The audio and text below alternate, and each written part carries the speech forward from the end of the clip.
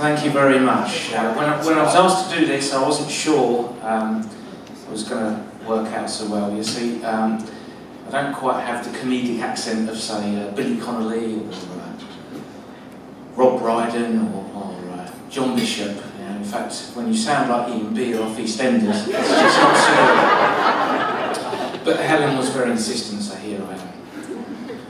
And I must say, it's great as a British engineer to be amongst people from Britain's most iconic engineering company, honestly.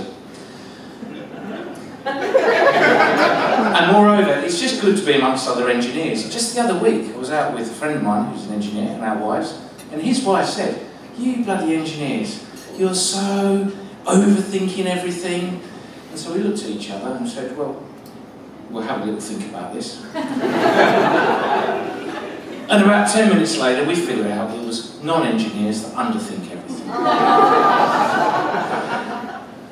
So underthinking or overthinking, the one good thing about engineering is it can take you around the world with your career. And I've been fortunate enough to be to a few places.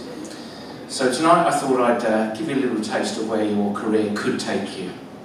Starting in alphabetical order, of course. Letter A, frozen wastes of the Northern Hemisphere. Not Alaska, Aberdeen, of course. Now, before going there, I thought I'd better do some research, see what I was getting myself in for, and I found these words, and I do have to read these. It said, the dominant economic activity means the city's demographic is punctuated by a noticeable gender imbalance.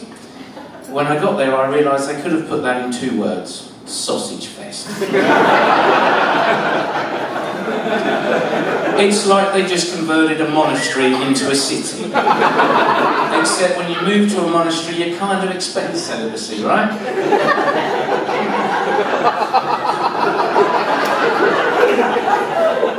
I think Bayswater Car Rentals should actually set up their head office there, because there was no birds. Now, the other thing you'll find in Aberdeen is that every building is equipped with air conditioning, known locally as Windy's What Open. And they're used extensively throughout the summer, or August the 2nd, 2 p.m. to 3 p.m, as I found out, when it gets to about 21, 22. Steaming hot. They actually come with voice activation. It goes something like, "Morag, would you open the windies and sweat my balls off here?" But there's no fly screens on the windows in Aberdeen. There's no fly screens, there's no flies. And I had a little think about this, and I think the clue is in the word fly. Because if you could fly, you'd bugger off somewhere warmer too. And so it was, I found ourselves in Houston, Texas, baby, where everything's bigger. But the accent was a bit of a problem, because whilst we may speak the same language, where I'm from, your ass is a thing in which you live. Whereas in Houston, your ass is the thing upon which you sit. Now, whilst these things may be of comparable size in Houston, the functionality clearly isn't. So when it came time to find a place to live, it seems that the agents aren't very happy if you've got them, if they have any nice asses you can show me. So consequently, we ended up living in an apartment. Also, shortly after we got there, there was an invite to a family picnic, one of these family picnic days, which was all good except for there was 2 mutually exclusive things would be there, namely senior management and free booze. Now, I don't know if you know what Brits are like after free booze. If you don't, just consider an Australian after free booze and substitute the accent. Now, it was very important that we made a good impression, so I said to Jen, got to be on our best behaviour and make a good impression. The manager's going to be there. And we went there, we were doing good, mingling, and I thought I had a good plan. I'm going to play softball with the kids, take the kids off the parents' hands, they're going to love me, it was all good. And I'm playing away, and anyway, it gets a bit warm in Houston, so I thought, well, time to turn my trousers into shorts. I had those zip-off trouser things. I sat down next to a fire ant mound. Once about 100 of them had got up my shirt, up my shorts, basically everywhere. They all decided to launch their attack. So there I was. There was no other thing for it. It had to come off. So there I am behind a tree, swishing away. It's off, it's off. Get off, get off, get off. Anyway, after this, go to the bar. Need a drink urgently. It's a complete ordeal.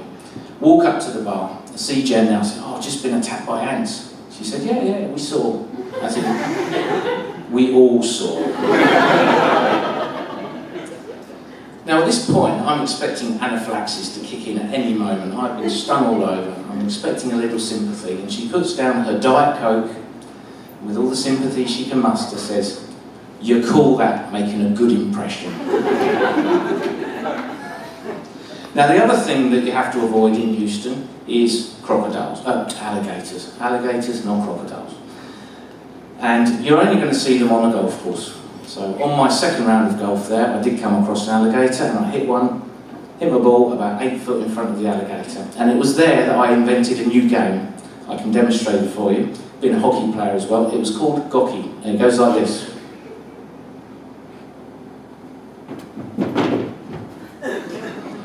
Done it. That was Gocky. Probably the answer to slow golf in the world. Have an alligator there.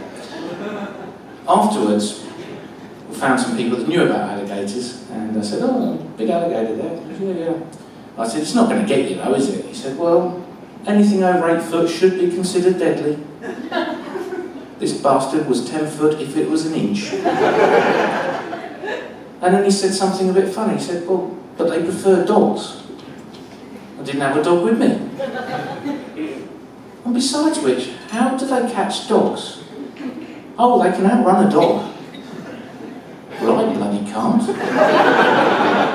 So the moral of the story is, if playing golf in Houston, oh, fine.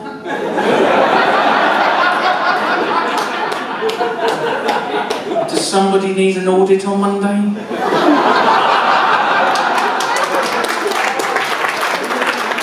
It's all right, it's the babysitter, no audit required. Where was I? I'm a very professional comedian. I've got this. So, when playing golf in Houston, for safety's sake, what you need to do is take with you a very small and arthritic dog. Because if you come across a hungry alligator, all you need to do is outrun the reptile, right? Finally, and I do realise I'm between you and dinner, and I do hope it hasn't been too patchy.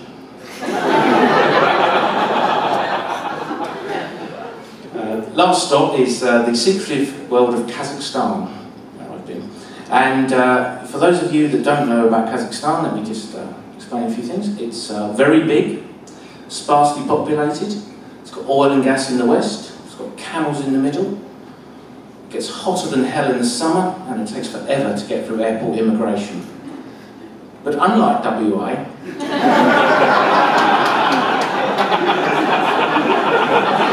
the city actually gets warm in the summer, and a beer is $2. That's the role. Now, as you can tell, I do speak a bit of Russian, and that's because my generous company paid for some Russian lessons. And when I was single at the time, and I learned I was going to have one-on-one Russian lessons with a single female Russian teacher. I was hoping for somebody like Anna Kournikova. What I got was something like Hannibal's leftovers. I mean, seriously, she would have struggled to pull in Aberdeen. And it was then that I realised why in Kazakhstan it costs you $10,000 to buy a camel. Thank you very much.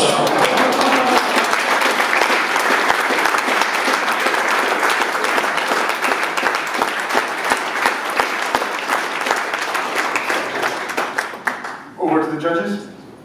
I can't work out which one to use the count by. You're not sorry.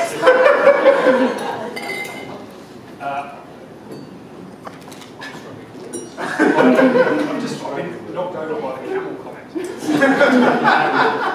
Well, well done. Thank you. It was funny. Having been to Aberdeen, I can't get here. Thank goodness I didn't get that job with Schlumberger. Yeah, I get it too, yeah. We don't have offices in any of these places. It's a microphone. No.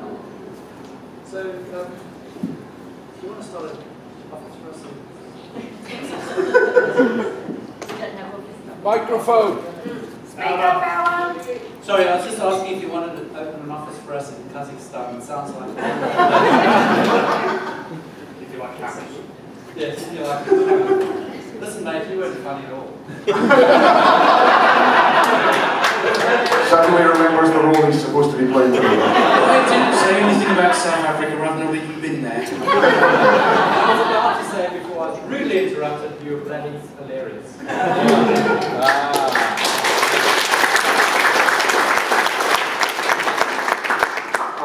$2 of beers, 3 booze, Russian and Roman, what else do you want? Fantastic, mate. Ladies and gentlemen, please put your hands together for Piers Hodges.